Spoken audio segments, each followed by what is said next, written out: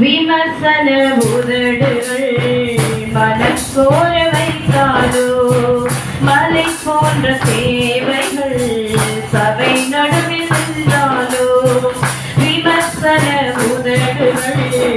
மனம் சோர வைத்தாலோ மலை போன்ற தேவைகள் சபை நடுவில் நின்றாலும் அழைத்தவரென்றுமே விலகுவதில்லையே கிருபையின் வரங்களோ குறைவதும் இல்லையே அழைத்தவரே என்